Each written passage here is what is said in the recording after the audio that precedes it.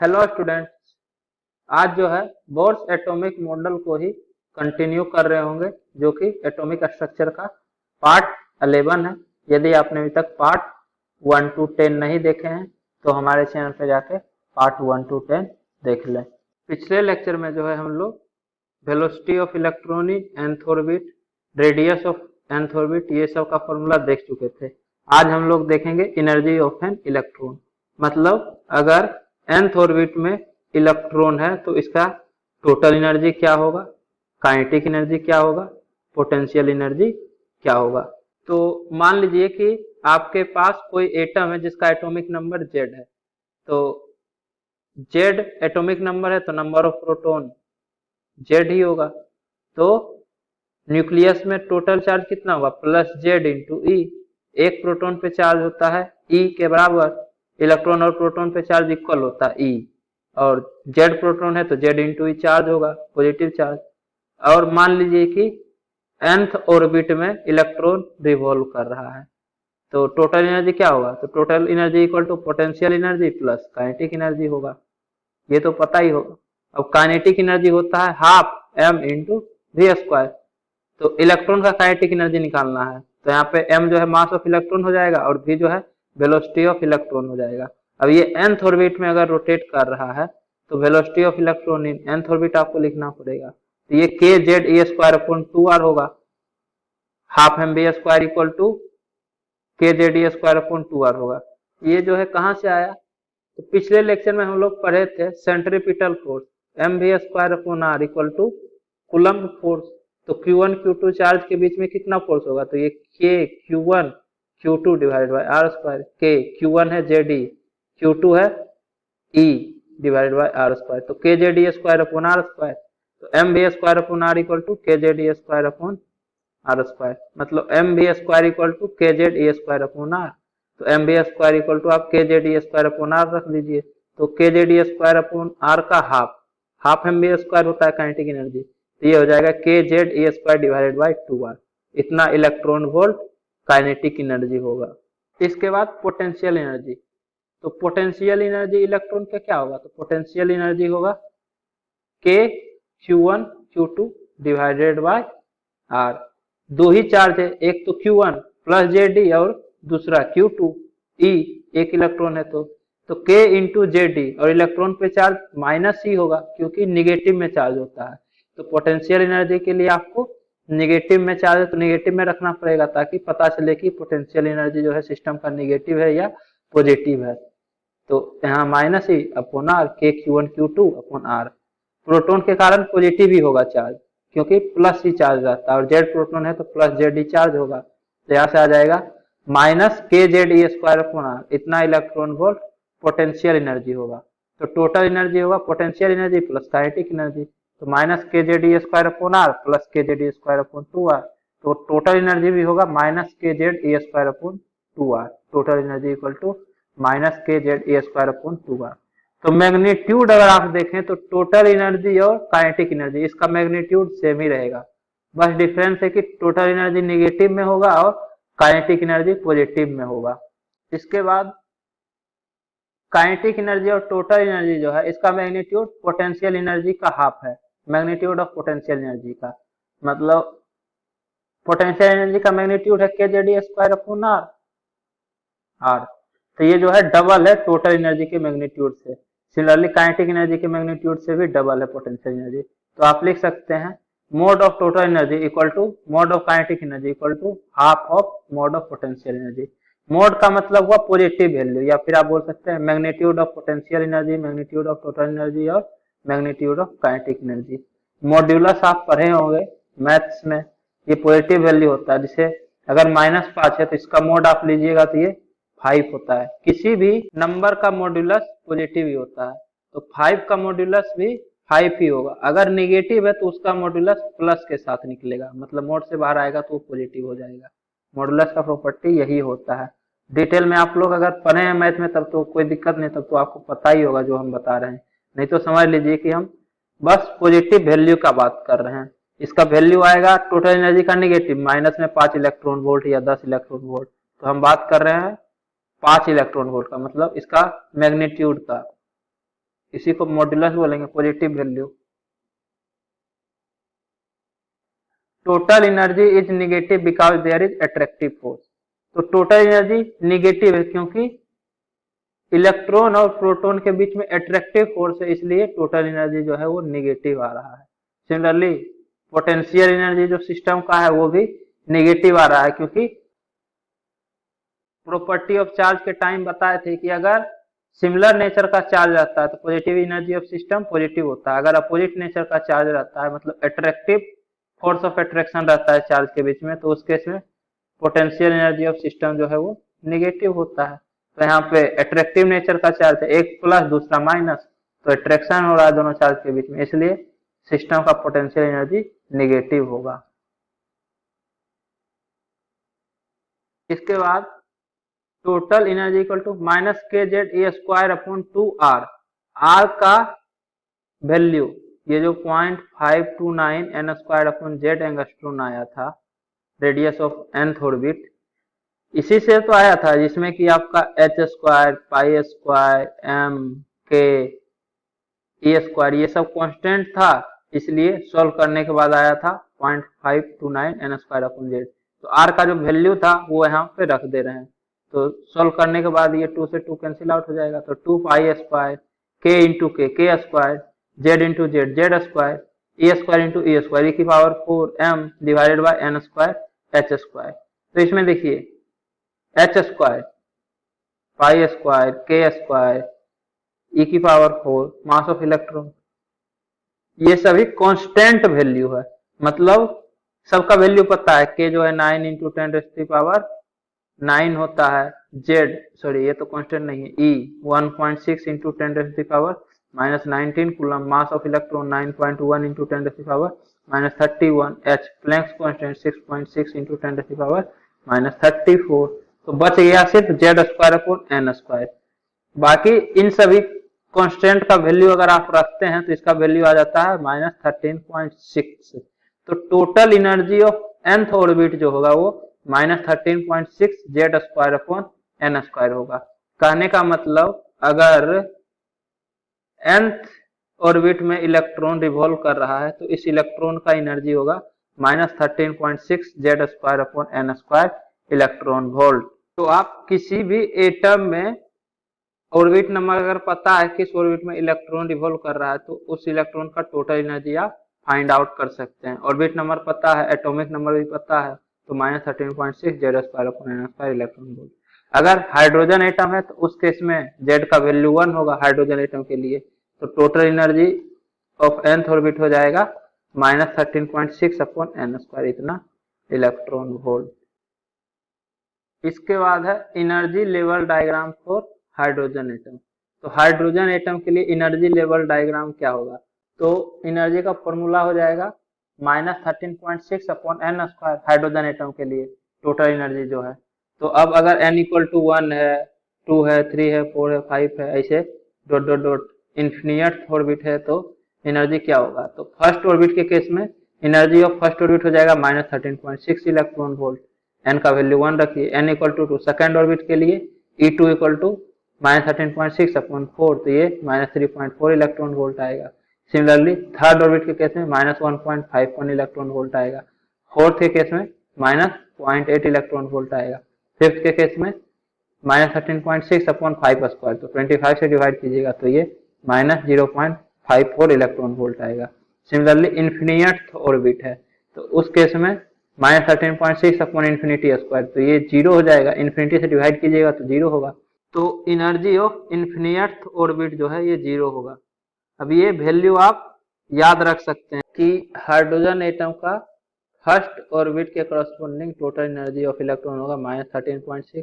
Similarly अगर second orbit में अगर कोई इलेक्ट्रॉन है तो उसका एनर्जी होगा -3.4, -1.51, -0.8, 0.54। एनर्जी डिफरेंस हो जाएगा 10.2 इलेक्ट्रॉन वोल्ट। फर्स्ट और सेकेंड के बीच में, फर्स्ट और थर्ड के बीच में होगा 12.09 इलेक्ट्रॉन वोल्ट। उसके बाद फर्स्ट और फोर्थ के बीच में होगा 0.75 इलेक्ट्रॉन वोल्ट। सिमिलरली सेकेंड और थर्ड के बीच में होगा, सेकेंड और थर्ड के बीच में 1.89 इलेक्ट्रॉन वोल्ट। सेकेंड और फोर्थ के बीच में होगा 2.55 इलेक्ट्रॉन वोल्ट। उसके बाद थर्ड और फोर्थ के बीच में एनर्जी डिफरेंस होगा 0.66 इलेक्ट्रॉन वोल्ट। तो अगर आप एनर्जी ऑफ nth ऑर्बिट 1 2 3 4 का याद रख लेते हैं तो आपको क्वेश्चन करने में आसानी होगा। एनर्जी पता रहेगा तो डायरेक्ट एनर्जी डिफरेंस निकाल दीजिएगा। तो एक्चुअली में क्या होगा कि अगर इलेक्ट्रॉन सेकेंड ऑर्बिट में है, ठीक है, और सेकेंड से फर्स्ट में आना चाह रहा है, तो 10.2 इलेक्ट्रॉन वोल्ट एनर्जी डिफरेंस है। मतलब सेकेंड का जो एनर्जी है वो 10.2 इलेक्ट्रॉन वोल्ट ज्यादा है फर्स्ट से।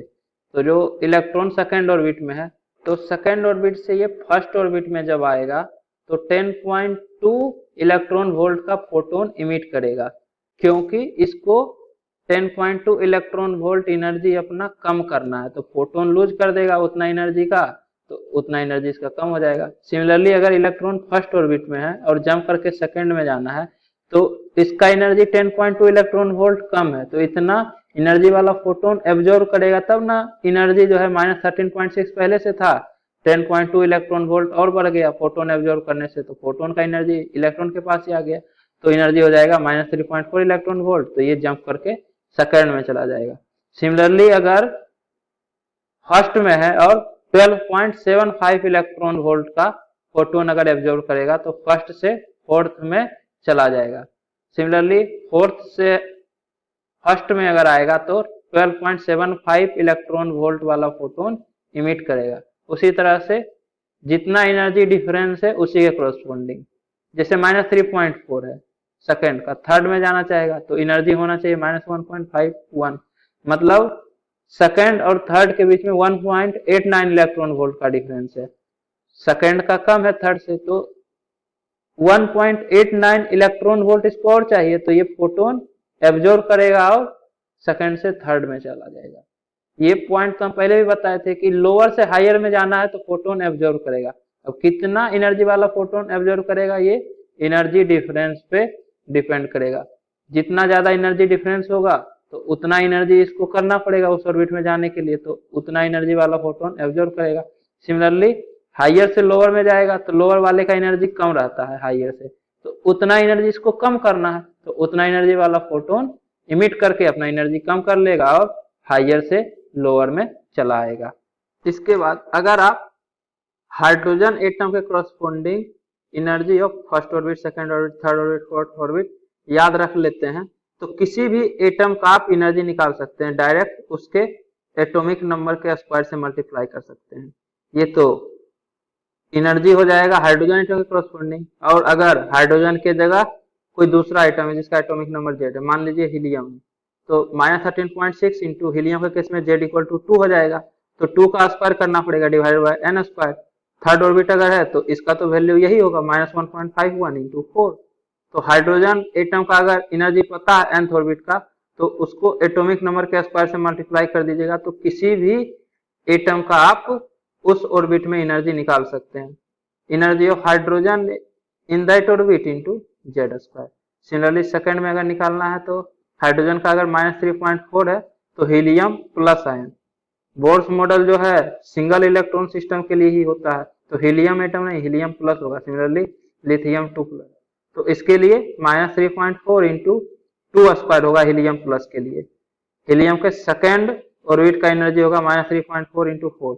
सिमिलरली लिथियम 2 प्लस के सेकेंड ऑर्बिट का एनर्जी होगा -3.4 इंटू 3 स्क्वायर, मतलब -3.4 इंटू 9। तो अगर हाइड्रोजन का आप 4 तक याद कर लेते हैं तो इनडायरेक्टली सभी का इससे आप फाइंड आउट कर लीजिएगा, बार बार ये फॉर्मूला लगाने का जरूरत नहीं पड़ेगा, -13.6 z square upon n square. इसके बाद नेक्स्ट पॉइंट है energy of photon release in transition of an electron from n2 to n1। तो n2 से n1 में अगर ट्रांजिशन होता है तो उस केस में कितना एनर्जी वाला फोटोन रिलीज होगा, ये कैसे फाइंड आउट होगा।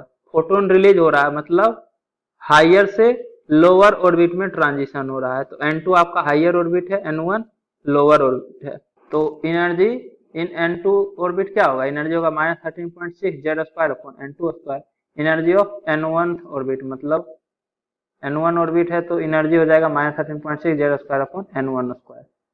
अब हाइयर ऑर्बिट का एनर्जी ज्यादा होता है, ऐसे भी N2 ये ज्यादा है तो डिनोमिनेटर वाला टर्म ज्यादा है तो ये वैल्यू कम होगा लेकिन नेगेटिव के साथ, -5 और -7 वैल्यू कम होगा लेकिन नेगेटिव के साथ, तो इसका वैल्यू ओवरऑल ज्यादा हो जाएगा माइनस साइन होने के कारण।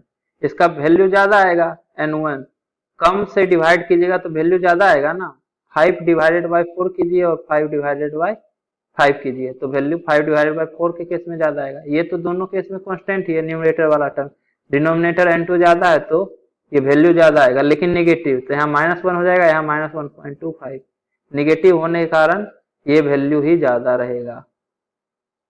तो इन दोनों के बीच में एनर्जी डिफरेंस कितना होगा, एनर्जी डिफरेंस होगा energy of N2 orbit minus energy of N1 orbit, तो ये हो जाएगा -13.6 Z²/N2² माइनस के साथ 13.6 Z²/N1²। तो ये इन दोनों के बीच में एनर्जी डिफरेंस है, जैसे -5 और -7 है तो एनर्जी है पहले -5 इलेक्ट्रॉन वोल्ट, चाहिए -7 इलेक्ट्रॉन वोल्ट, तो इतना इलेक्ट्रॉन वोल्ट का फोटोन लूज करेगा, -5 -7, तो एनर्जी ऑफ फोटोन जो ये इमिट करेगा वो इतना होना चाहिए, दोनों के बीच में एनर्जी डिफरेंस के इक्वल।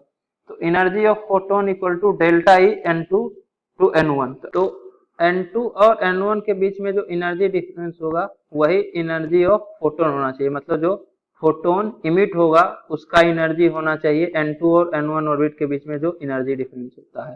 तो energy of photon equal to -13.6 Z²/N2² plus 13.6 Z²/N1²।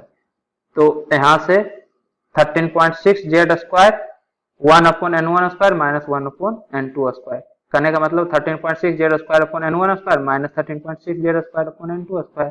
तो जो फोटोन इमिट होगा उसका एनर्जी ये होना चाहिए 13.6 Z² into 1/N1² minus 1/N2²।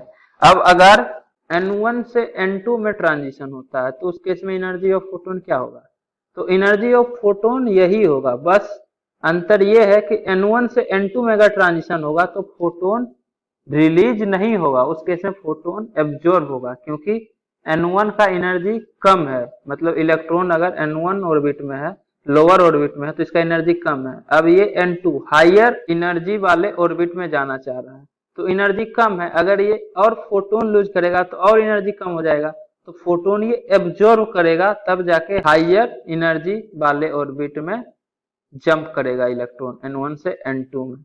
लेकिन जो फोटोन एब्जॉर्ब होगा उसका भी एनर्जी सेम ही होना चाहिए, क्योंकि पहले से मान लीजिए -7 इलेक्ट्रॉन वोल्ट था और करना है -5 इलेक्ट्रॉन वोल्ट, अगर N2 का एनर्जी जो है -5 इलेक्ट्रॉन वोल्ट है तो उस केस में भी एनर्जी डिफरेंस 2 का ही है, -7 है तो ये 2 इलेक्ट्रॉन वोल्ट एनर्जी वाला फोटोन एब्जॉर्ब करेगा तो एनर्जी हो जाएगा -5 इलेक्ट्रॉन वोल्ट, तो उस केस में ये -7 इलेक्ट्रॉन वोल्ट वाले ऑर्बिट से -5 इलेक्ट्रॉन वोल्ट में चला जाएगा, तो एनर्जी डिफरेंस वही आएगा, बस इस केस में इसको एब्जॉर्ब करना पड़ेगा। तो इसी फॉर्मूला से हमेशा एनर्जी ऑफ फोटोन निकलेगा।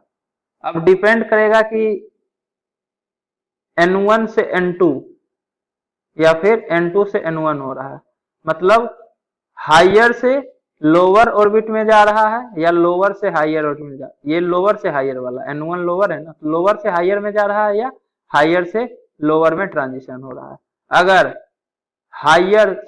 लोअर से हायर में जाएगा तो फोटोन एब्जॉर्ब करेगा, और अगर हायर से लोअर में जाएगा तो उतना एनर्जी का फोटोन इमिट करेगा, लेकिन एनर्जी ऑफ फोटोन यही होगा, ये हमेशा आएगा N1² माइनस N2², मतलब लोअर माइनस हायर वाला आपको लेना पड़ेगा न्यूमरेटर में, क्योंकि अगर हायर माइनस लोअर ले लीजिएगा तो एनर्जी ही निगेटिव में आ जाएगा। अगर यहाँ N2 लिखिएगा तो 1/5 माइनस N1 जो है N2 से कम है, लोअर ऑर्बिट है N1, तो 1/5 माइनस 1/3, 5² माइनस 3², तो ये देखिए निगेटिव आ जाएगा जो कि पॉसिबल ही नहीं है, एनर्जी ऑफ फोटोन हमेशा पॉजिटिव ही होगा। तो आपको 1 upon lower square minus 1 upon higher orbit का स्क्वायर करना पड़ेगा। बस ये ध्यान रखना है कि ट्रांजिशन कौन सा हो रहा है, लोअर से हायर या हायर से लोअर, उसके कोरस्पोंडिंग या तो फोटोन एब्जॉर्ब होगा या फोटोन इमिट होगा, लेकिन वैल्यू हमेशा इसी फॉर्मूला से आएगा। जैसे मान लीजिए कि 3 से 5 में ट्रांजिशन हो रहा है, तो N1 क्या होगा, N2 क्या होगा। तो ये देखिए, हम माने थे कि N2 से N1 ट्रांजिशन होता है, मतलब 3 से 5 में आप इसको N2 मान लीजिए और इसको N1, मतलब N2 इक्वल टू 3 और N1 इक्वल टू 5, ये नहीं होगा। N1 जो है हमेशा लोअर ऑर्बिट होगा, मतलब N1 इक्वल टू 3 ही होगा और N2 इक्वल टू 5 ही होगा। बस 3 से 5 में ट्रांजिशन हो रहा है तो फोटोन एब्जॉर्ब करेगा 3 से 5 में ट्रांजिशन होने के लिए, और अगर 5 से 3 में होता तो फोटोन रिलीज करता। लेकिन फॉर्मूला में लोअर वाले को ही N1 मानिएगा और हायर वाले को N2 मानिएगा, नहीं तो गलत हो जाएगा। तो delta E energy difference for hydrogen atom क्या होगा, तो energy difference of hydrogen atom होगा 13.6 into 1 upon N1 square minus 1 upon N2 square. कहने का मतलब हाइड्रोजन का N2 और N1 ऑर्बिट के बीच में एनर्जी डिफरेंस इस फॉर्मूला से आप कैलकुलेट कर सकते हैं। अभी तो हम निकाले हैं एटॉमिक नंबर Z वाले के लिए, हाइड्रोजन के केस में Z इक्वल टू 1 हो जाएगा, तो Z इक्वल टू 1 लिखिएगा तो 13.6 1 upon N1 square minus 1 upon N2 square. और वही हाइड्रोजन एटम की जगह कोई दूसरा एटम है जिसका एटॉमिक नंबर Z है, तो उस केस में 13.6 Z square into 1 upon N1 square minus 1 upon N2 square. तो इसको आप लिख सकते हैं delta E for hydrogen atom, मतलब N1 से N2 में हाइड्रोजन एटम के केस में जो एनर्जी डिफरेंस होगा, तो किसी दूसरा एटम जिसका कि एटॉमिक नंबर Z दिया हुआ है, तो उससे अगर उसके स्क्वायर से मल्टीप्लाई कर दीजिएगा तो किसी भी एटॉमिक नंबर Z के लिए एनर्जी डिफरेंस आ जाएगा। जैसे ये देखिए, अभी हम देखे हैं ना कि हाइड्रोजन एटम का सेकेंड ऑर्बिट और फर्स्ट ऑर्बिट के बीच में एनर्जी डिफरेंस होता है 10.2 इलेक्ट्रॉन वोल्ट। तो अगर सेकेंड और first orbit helium plus ion का सेकेंड और फर्स्ट ऑर्बिट के बीच में एनर्जी डिफरेंस फाइंड आउट करना होगा, तो क्या होगा, energy difference of hydrogen atom into Z square. तो ये 10.2 इंटू हीलियम प्लस के लिए जेड का वैल्यू 2 होगा तो 4 हो जाएगा, 10.2 इंटू 4। ये जो है हीलियम प्लस आयन का सेकेंड और फर्स्ट ऑर्बिट के बीच में एनर्जी डिफरेंस होगा।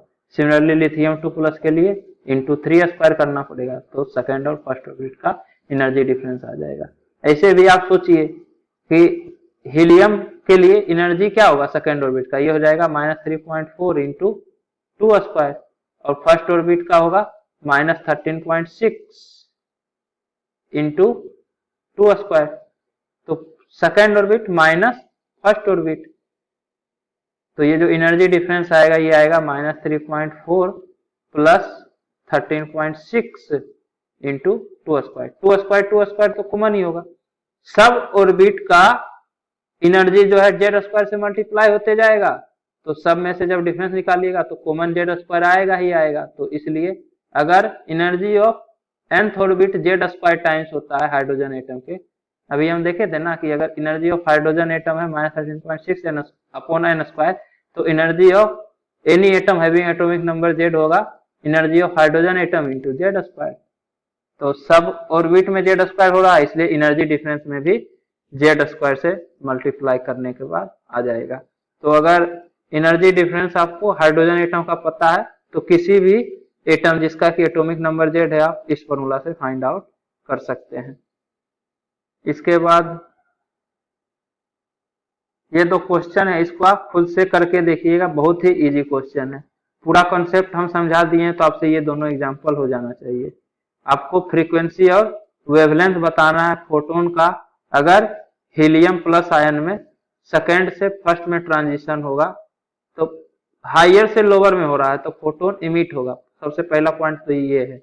अब जो फोटोन इमिट होगा उसका फ्रीक्वेंसी और वेवलेंथ क्या होगा ये आपको फाइंड आउट करना है।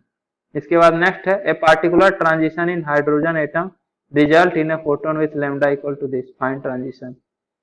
तो हाइड्रोजन एटम में कोई पार्टिकुलर ट्रांजिशन होता है जिसमें कि जो फोटोन इमिट होता है उसका वेवलेंथ दिया हुआ है। तो ये कौन सा ट्रांजिशन है ये आपको बताना है। थोड़ा सा सोचिएगा, थोड़ा टफ है, थोड़ा सोचना पड़ेगा सेकंड क्वेश्चन में। अगले लेक्चर में इसको हम डिस्कस करेंगे। तो उम्मीद करता हूँ कि आपको ये वीडियो पसंद आई होगी। यदि आपको ये वीडियो पसंद आई है तो इसे लाइक करें, कमेंट करें और अपने दोस्तों के बीच शेयर करना ना भूलें। Thank you.